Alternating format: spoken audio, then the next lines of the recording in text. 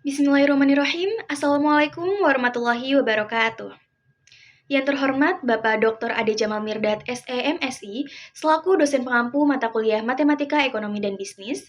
Pada kesempatan kali ini, perkenalkan nama saya Laudia Ingrid dari kelas 1A jurusan Akuntansi, FEB UIN Syarif Hidayatullah Jakarta. Dengan nomor induk mahasiswa 12513800007 dengan nomor urut absen 3. Pada kesempatan kali ini, saya akan menjelaskan jawaban UAS Matematika Ekonomi dan Bisnis pada semester 1. Video ini ditujukan untuk memenuhi syarat ataupun tugas dari UAS Matematika Ekonomi dan Bisnis. Baik, kita masuk ke dalam soal yang pertama, yaitu adalah diketahui pertumbuhan penjualan. Suatu penjualan dapat diidentifikasikan dengan persamaan Y sama dengan 0,5 Q kuadrat min 0,5 Q plus 2, dengan Y dalam rupiah dan Q dalam satuan unit. Tentukan tingkat penjualan produk tersebut pada Q sama dengan 4 unit. Jadi, kita ini disuruh menentukan tingkat penjualan produk ketika kuantitasnya berjumlah 4 unit. Namun sebelum kita masuk ke dalam penyelesaiannya, ada langkah-langkah yang harus kita kerjakan.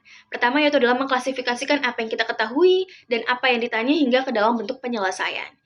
Dan diketahui persamaan Y sama dengan 0,5 Q kuadrat min 0,5 Q plus 2, dalam rupiahnya itu adalah Y dalam rupiah dan Q dalam satuan unit.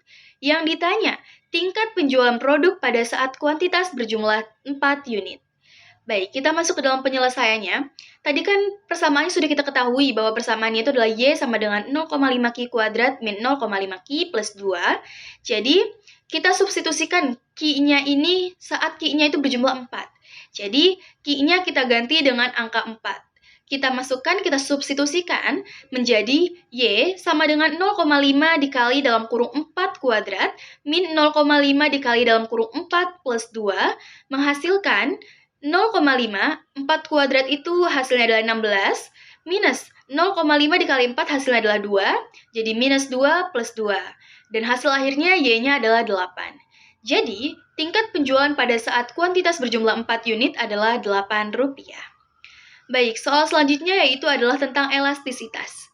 Misalkan fungsi permintaan suatu barang adalah QD 100 min 0,8 P kuadrat, tentukan elastisitas permintaan ED pada saat tingkat harga atau P sebesar 20. Kita mengklasifikasikan terlebih dahulu apa yang kita ketahui, apa yang ditanya hingga ke dalam bentuk penyelesaian seperti soal sebelumnya.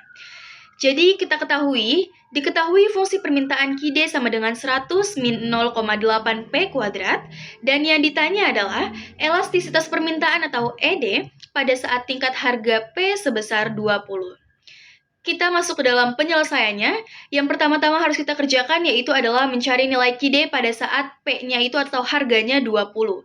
Jadi kita substitusikan P-nya ini menjadi 20. Sehingga QD sama dengan 100 min 0,8 P kuadrat tadi, P-nya kita ganti dengan 20 menjadi 100 min 0,8 dikali dalam kurung 20 kuadrat, sama dengan yaitu adalah 100 min 0,8, 20 pangkat 2 menghasilkan 400, jadi 0,8 dikali 400 yaitu adalah 320, sehingga 100 dikurang 320 menghasilkan minus 220. Kita belum selesai, kita masih mencari turunan pertama dari fungsi terhadap P sama dengan P dq per dp. Di mana QD-nya tadi kita ketahui 100 min 0,8 P kuadrat, sehingga turunannya adalah min 1,6 P. Kenapa bisa min 1,6 P? Karena turunan dari 100 itu dia tidak punya variabel, jadi ketika diturunkan hasilnya adalah 0. Dan min 0,8 P kuadrat, 2 dikali 0,8 itu hasilnya adalah 1,6, minus 1,6, kenapa minus 1,6? Karena dia diawali dengan minus 0,8 P kuadrat. Jadi minus 0,8 P kuadrat itu adalah 2 dikali minus 0,8 menghasilkan minus 1,6, dan P-nya tetap kita ikuti, dan 2-nya tadi yang menjadi pangkat itu berkurang 1 menjadi P pangkat 1 atau tidak usah kita tulis pangkatnya. Belum sampai di situ, pada saat P sama dengan 20, maka Q aksen atau turunannya adalah minus 1,6, kita substitusi P-nya itu menjadi 20, jadi minus 1,6 dikali 20 menghasilkan minus 32. Maka dq per dp menghasilkan minus 32. Selanjutnya kita masuk ke perhitungan elastisitas. Kita menghitung elastisitas permintaan atau ED. Di mana rumusnya itu adalah ED sama dengan DQ per DP dikali P per Q. ED sama dengan DQ per DP. Tadi kan kita sudah ketahui minus 32. Jadi kita masukkan, kita tulis minus 32 dikali P-nya itu adalah tadi kita ketahui juga. P-nya itu sebesar 20 per minus 220. Kenapa pernya minus 220? Karena sesuai perhitungan tadi yang pertama ketika kita mencari QD pada saat harganya 20, itu menghasilkan minus 220. Sehingga minus 32 dikali 20 menghasilkan minus 640 per minus 220 dan minus 640 dibagi minus 220 menghasilkan 2,91. Jadi, elastisitas permintaannya adalah 2,91 atau elastis. Baik, kita beranjak ke soal selanjutnya, itu soal nomor 3. Bila kepuasan total dari seorang konsumen dapat dinyatakan dalam rupiah dan kepuasan yang diperoleh dari mengonsumsi sejenis barang tersebut ditunjukkan oleh persamaan TU sama dengan 40 Q min 0,4 Q kuadrat, untuk memperoleh kepuasan total yang maksimum, maka jumlah barang yang akan dibeli bila tingkat harga Rp16 per unit itu berapa? Pada tingkat pembelian itu berapakah juga kepuasan total yang diperoleh konsumen? Jadi, cara menjawabnya juga sama. Kita klasifikasikan dulu apa yang kita ketahui, lalu apa yang ditanya, hingga ke dalam bentuk penyelesaian. Di sini diketahui, fungsi kepuasan total atau TU, yaitu adalah 40 Q min 0,4 Q kuadrat. Dan yang ditanya ini ada dua hal. Yang pertama itu adalah jumlah barang yang dibeli pada tingkat harga Rp16 atau Rp16, dan yang kedua itu adalah total kepuasan atau kepuasan total maksimum yang diperoleh konsumen. Nah, cara penyelesaiannya yang pertama adalah kita mencari MU-nya dulu, marginal utility. Nah, cara mencari marginal utility itu adalah dengan membuat turunannya. Atau MU sama dengan DTU per DQ, sama dengan 40 Q min 0,4 Q kuadrat tadi kita turunkan menjadi 40 min 0,8 Q. Di mana 40 Q menjadi 40 diturunkan, Q-nya hilang, lalu min 0,4 Q kuadrat, yaitu adalah 2 dikali minus 0,4, menghasilkan minus 0,8 Q. Tadi yang pangkatnya 2 berkurang menjadi 1 pangkatnya, jadi kalau pangkatnya 1 tidak perlu ditulis. Selanjutnya kita menghitung kondisi maksimum MU sama dengan P, di mana tadi MU-nya kita mendapatkan 40 min 0,8 Q sama dengan 16, 16 itu adalah P-nya. Jadi kita hitung min 0,8 Q sama dengan 16 minus 40. Kenapa min 0,8 Q ini sendirian di posisi kiri? Karena kita memindah ruaskan 40 tadi ke yang sama-sama konstanta, agar kita bisa mencari tahu nilai Q-nya. Sehingga min 0,8 Q itu sama dengan 16 min 40, 16 min 40 itu menghasilkan minus 24, sehingga Q sama dengan minus 24 dibagi minus 0,8 menghasilkan Q sama dengan 30. Maka, konsumen harus membeli sebanyak 30 unit barang agar kepuasannya mencapai maksimal. Kita belum selesai sampai situ karena masih ada pertanyaan selanjutnya, itu adalah kepuasan total maksimum yang diperoleh konsumen. Nah, caranya adalah dengan mensubstitusikan hasil kuantitas yang tadi barusan kita hitung ke dalam persamaan yang pertama, di mana persamaan yang pertama tadi TU sama dengan 40 Q min 0,4 Q kuadrat. Jadi, kita ganti Q tadi, kita substitusikan dengan Q sama dengan 30. Jadi, 40 dikali 30 minus 0,4 dalam kurung 30 kuadrat menghasilkan 40 dikali 30 yaitu adalah 1200 minus 0,4 dikali dengan 30 pangkat 2 yaitu adalah 900, sehingga 0,4 dikali 900 yaitu adalah 360. Jadi TU-nya adalah 1200 dikurang 360 menghasilkan 840. Maka, pada tingkat pembelian 30 unit, total kepuasan yang dirasakan konsumen itu adalah Rp840.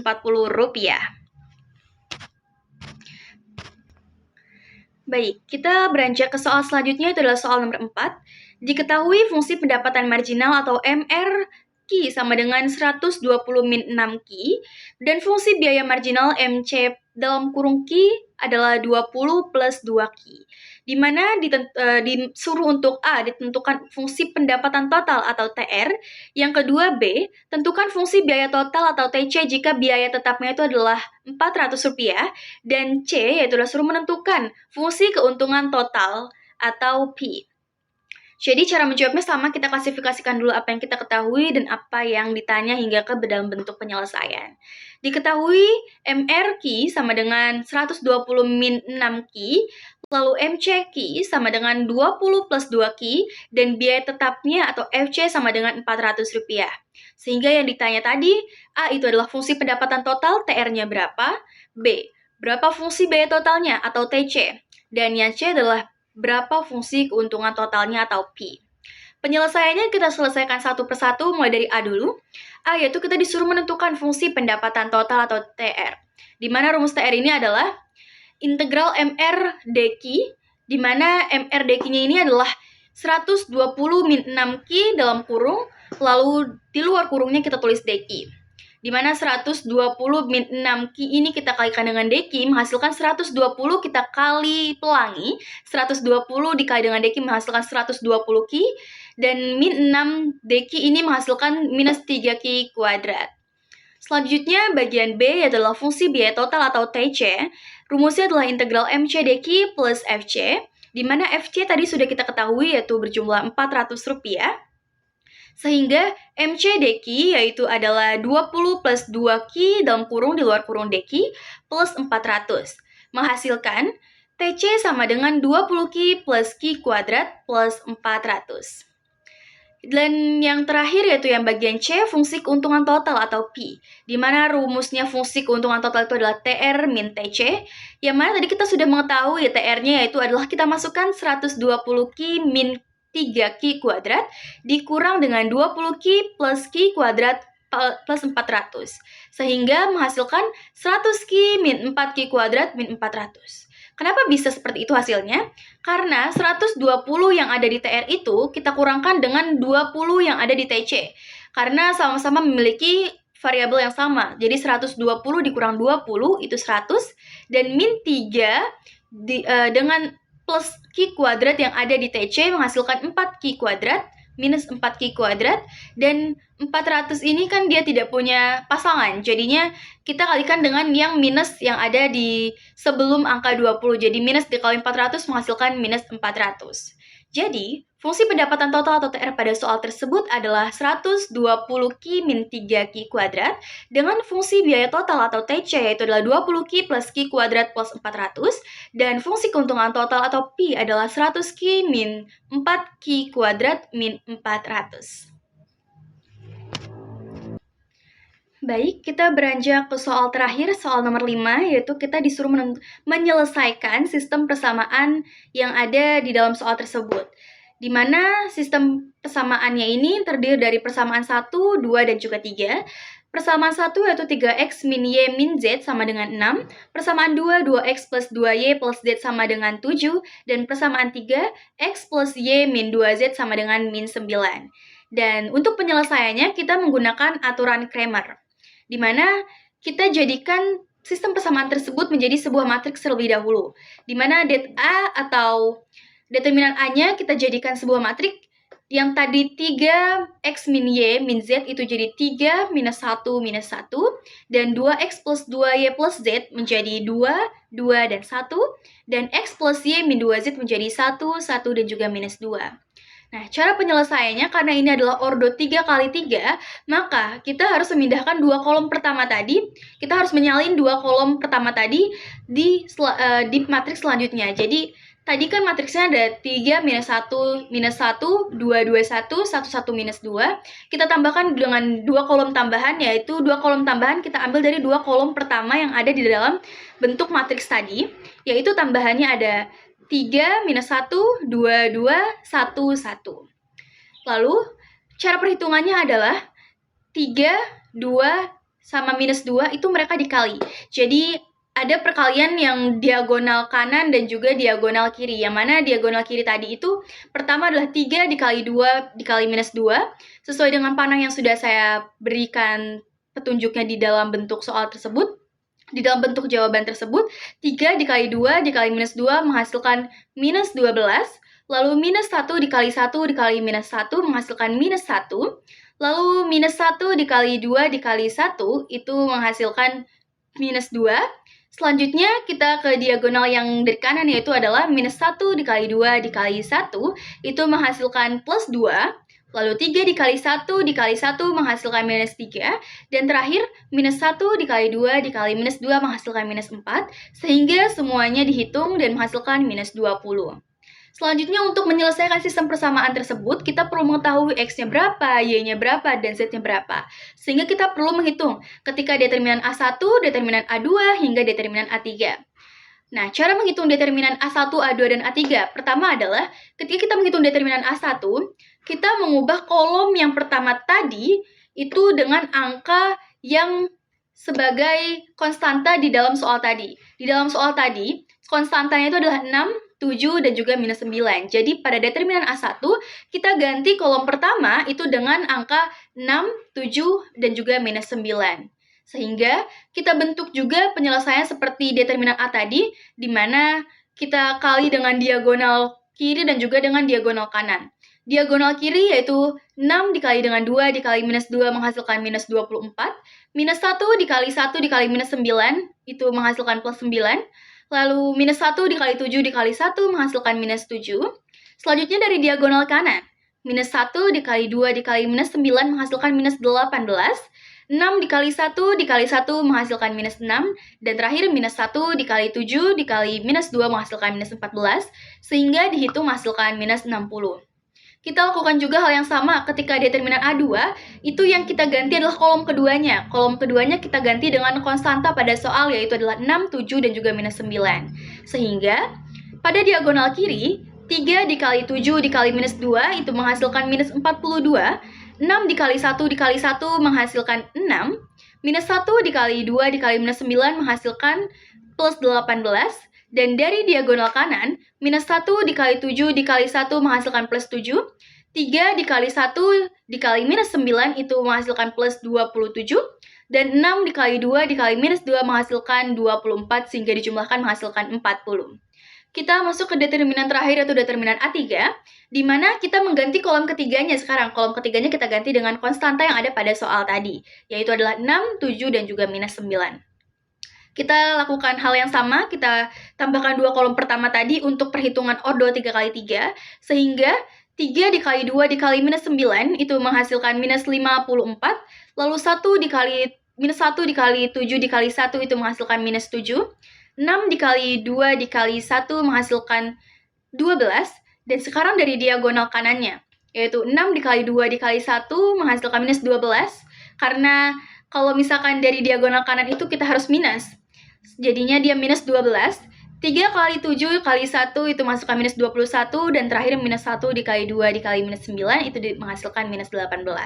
Sehingga jumlahnya adalah setelah dihitung yaitu minus 100. Tapi belum selesai sampai di situ saja, karena kita masih harus menentukan nilai X-nya berapa, nilai Y-nya berapa, dan juga nilai Z-nya itu berapa. Maka kita gunakan aplikasi matriks N kali N, di mana XK itu sama dengan det AK per det A. Di mana pertama kita hitung untuk X1 dulu. X1 itu rumusnya berarti det A1. Jadi AK itu tuh adalah menunjukkan A1 atau A2 atau A3. Jadi untuk yang X1 yaitu adalah det A1 per det A, di mana tadi hasil dari det A1 adalah minus 60. Jadi minus 60 dibagi dengan det A yang tadi pertama kali kita sudah hitung yaitu adalah minus 20. Sehingga minus 60 dibagi dengan minus 20 menghasilkan 3. Dan X1 ini sebagai X. Dan X2 itu adalah det A2 dibagi dengan det A, di mana determinan A2 tadi itu menghasilkan 40 dan determinan A-nya itu adalah minus 20. Sehingga 40 dibagi minus 20 menghasilkan minus 2. Dan X2 ini sebagai Y. Dan X3 yaitu adalah determinan A3 dibagi dengan determinan A, di mana determinan A3 tadi sudah kita hitung yaitu adalah minus 100 dibagi dengan determinan A yaitu adalah minus 20 menghasilkan minus 100 dibagi dengan minus 20 yaitu adalah 5. Maka didapat X-nya itu adalah 3, Y-nya adalah minus 2, dan Z-nya adalah 5. Maka didapat X-nya itu adalah 3, Y-nya adalah minus 2, dan juga Z-nya adalah 5. Baik, Sekian penjelasan jawaban UAS Matematika Ekonomi dan Bisnis dari saya, Laudia Ingrid, dari kelas 1A Akuntansi FEB UIN Syarif Hidayatullah Jakarta, dengan nomor induk mahasiswa 1251381380007. Sebelumnya, terima kasih banyak atas perhatiannya dan juga terima kasih karena telah menyimak. Dan juga terima kasih atas kesempatannya Bapak Dr. Ade Jamal Mirdad SMSI. Semoga selalu diberikan kesehatan dan juga kemudahan dalam segala urusannya. Terima kasih banyak sekali lagi saya ucapkan dan mohon maaf apabila ada kekeliruan dalam penjelasannya. Wassalamualaikum warahmatullahi wabarakatuh.